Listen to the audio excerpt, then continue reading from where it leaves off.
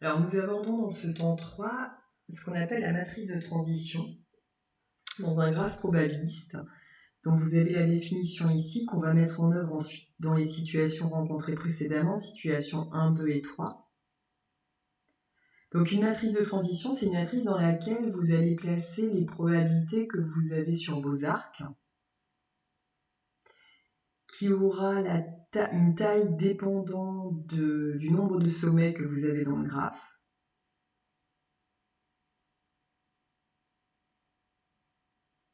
Donc c'est une matrice carrée là.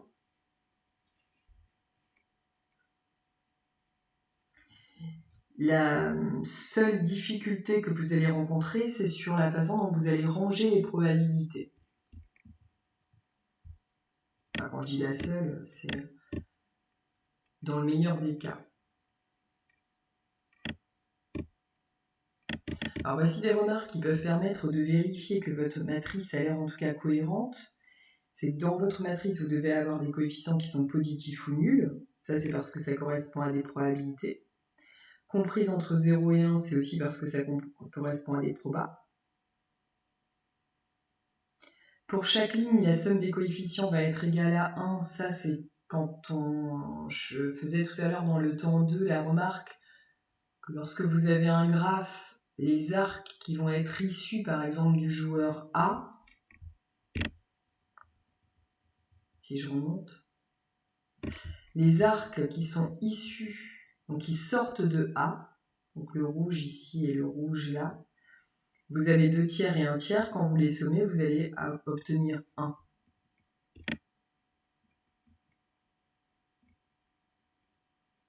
Donc c'est ça que dit cette phrase.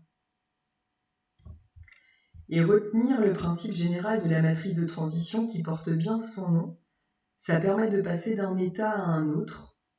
Donc c'est ce qu'on vous dit ici, ça décrit le passage d'un état à l'état suivant.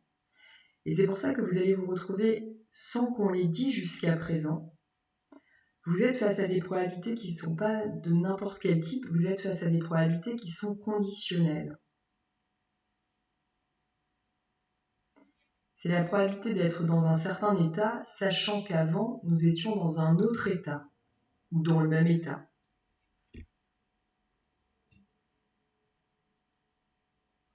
Donc j'explique ça en revenant sur les joueurs. Donc cette phrase-là, qui peut paraître difficilement compréhensible, surtout avec le I et le J, alors que nous avons travaillé des graphes et des sommets ABC. Si on revient là, dans votre matrice de transition, vous allez avoir des probabilités. Et si on observe ce 2 tiers, c'est la probabilité que B ait la balle, sachant qu'avant c'était A qui l'avait. Donc 2 tiers, c'est comme P de B sachant A. Mais sachant A, c'était à l'état d'avant. C'est pour ça que je parle d'un état N et de l'état suivant qui serait N plus 1. Donc l'état N, ce serait A qui aurait la balle. L'état N plus 1, si c'est B. Dans ce cas-là, la probabilité que B ait la balle à l'état N plus 1, sachant que c'était A qui l'avait à l'état précédent, c'est-à-dire N, vaut 2 tiers. Donc, dans la matrice de transition, vous avez des probas conditionnels.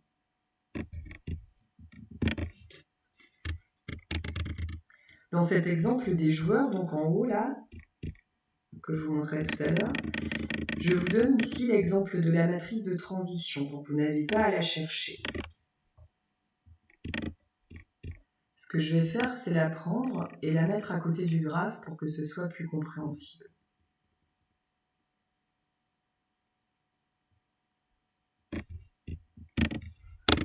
Vous, normalement, je vais vous la mettre dans votre cours, ce sera plus facilement lisible. Donc ça, c'est notre graphe, et voilà la matrice de transition remplie. Alors, 0, le premier coefficient, ce serait la probabilité que A ait la balle, sachant qu'il l'avait juste avant. Bien, c'est 0 parce que là, vous n'avez pas de boucle.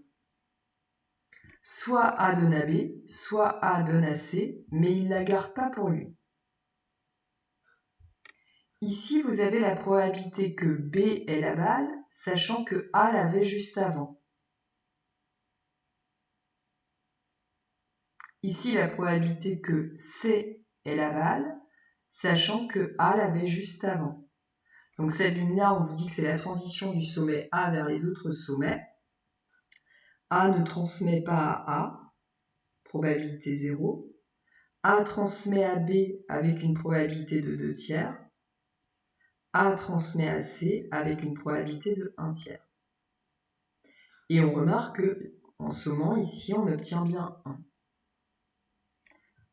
Pour B, deuxième ligne, alors je rappelle là, peut-être ce sur quoi je n'ai pas insisté, qui va apparaître dans les situations 1, 2, 3, la matrice de transition, en général, on la construit en respectant l'ordre alphabétique. En tout cas, c'est indiqué dans l'énoncé, vous ne pouvez pas faire n'importe quoi. Là, on a bien indiqué A, B et C. Donc deuxième ligne, transition du sommet B vers les autres sommets, donc B est là.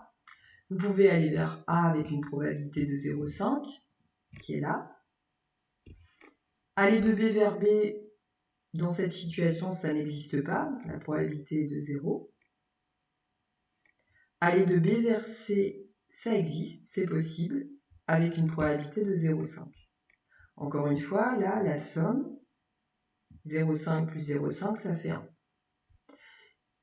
Et on étudie le dernier joueur, C, qui va transmettre à A avec une probabilité de 3/4, qui va transmettre à B avec une probabilité de 1/4, et qui ne transmet pas à lui-même, donc 0. Et on vérifie aussi que la somme ici des coefficients sur la ligne vaut 1.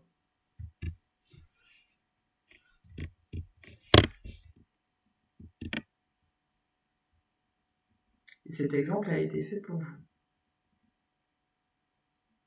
L'objectif 2 d'aujourd'hui, c'est ça. Donner la matrice de transition à partir d'un graphe probabiliste. Donc, dans les situations 1, 2, 3, vous avez construit des graphes probabilistes pour lesquels je vais vous demander de donner la matrice de transition.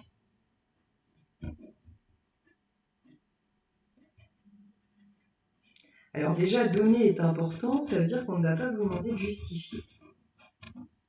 Ce que j'ai expliqué tout à l'heure oralement, là, concernant la matrice pour les joueurs, vous n'avez pas à écrire. Vous notez directement la matrice de transition, comme vous notiez directement la matrice d'adjacence pour un graphe. On vous dit systématiquement que dans les situations étudiées, on rangera dans l'ordre alphabétique. Et moi, je vais remonter à la situation 1, celle-là. Donc là, je ne vous ai pas réécrit les énoncés, vous les avez au-dessus. Pour ce tuto et pour vous donner un exemple de la situation 1, je vous l'indique là. On a deux sommets. On va avoir une matrice de transition qui va être une matrice carrée d'ordre 2. Je l'appelle M. Je sais que je vais devoir remplir des coefficients comme ça. Donc j'ai 4 coefficients à trouver. Rangé dans l'ordre alphabétique, ça veut dire que si je prends aussi l'exemple des joueurs, qui est au-dessus, transition du sommet A vers les autres sommets, je pourrais écrire cette phrase-là. Ce n'est pas nécessaire pour vous, mais pour expliquer, moi, ça va être important. Transition du sommet, alors là c'est A, vers les autres sommets. Alors, comment j'ai écrit parce que... Oui, vers les autres sommets, dont A. Il en fait partie aussi. Donc A. Alors que peut-il se passer quand j'observe mon graphe? Soit A transmet à A, soit A transmet à B. Alors le A qui transmet à A avec une probabilité de 0,9. C'est le coefficient qui va apparaître ici.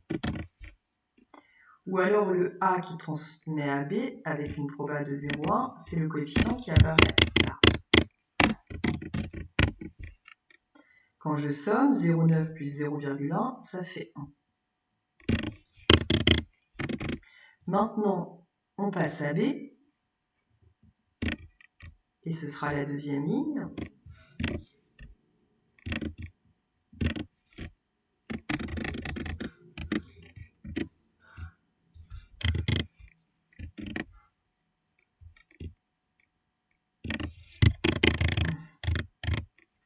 Donc, transition de B vers A ou transition de B vers B. Je ne me suis pas trompée. Alors, en fait, là, quand je regarde mon graphe, moi qui vois pas très clair, c'est sûr qu'il faut agrandir mes flèches, là. Parce qu'entre les petits traits rouges et les petits traits noirs, on voit pas toujours ce qui se passe. Donc, et c'est important pour savoir comment on va remplir notre matrice de transition. Donc là, je rappelle bien, on est sur B. On cherche à voir comment on transmet de B à B, comment on transmet de B à A. Donc c'est bien la flèche du bas que je regarde. Donc ici, comment je transmets de lui, ça va être le premier, c'est comment je transmets de B à A. Et lui, c'est comment je transmets de B à B. Donc de B à A, c'était 0,3. De B à B, c'est 0,7. Si je reviens à ce que je notais dans la définition... Non, c'était pas dans la définition, c'était dans les remarques. Dans les remarques, je parlais de ce type-là de coefficient. SIJ pouvait être vu comme une probabilité conditionnelle de l'état J sachant I. En gros, si je résume, ça voudrait dire ça. Donc, probabilité conditionnelle de cet état sachant l'autre. Si je regarde ce 0,7 là, qui se trouve à cet endroit sur la matrice, ça correspond à S22. Deuxième ligne, deuxième colonne. Alors, ce S22, c'est la probabilité conditionnelle de l'état, si jamais je réécris, de l'état 2 sachant 2. Sauf que l'état 2 sachant 2, pour nous, qu'est-ce que ça veut dire? Ça veut dire observer des sommets. Et nos sommets s'appellent pas 2, nos sommets s'appellent A ou B. Comme on a rangé dans l'ordre alphabétique, c'est le B qui va jouer le rôle de 2, de ce coefficient-là. Donc en fait, ça peut se traduire par une autre phrase, c'est la probabilité conditionnelle de l'état B sachant B.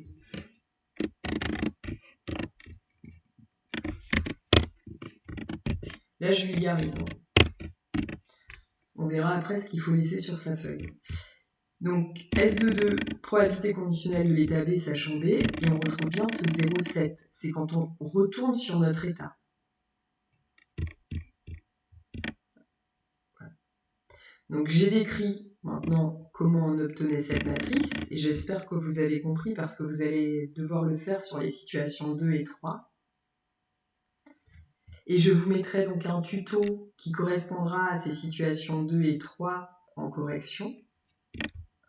Maintenant, ce qu'il va falloir laisser dans votre cours, ça peut être tout ça, hein, tout ce que j'ai écrit là, pour vous guider. Et cela peut être aussi seulement ça. Alors, écrit sous forme de matrice. Écrit sous forme de matrice.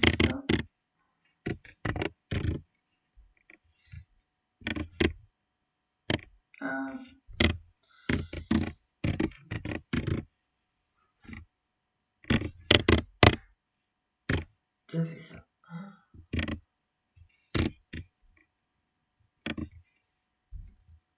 Et je vérifie que de nouveau ma somme fait bien 1, 1. Et là, c'est donné, la matrice de transition, donc vous pouvez vous contenter de faire ça. À vous dans le cours de poursuivre sur situation 2 et situation 3 avec les matrices de transition. Bon courage à vous. Au revoir.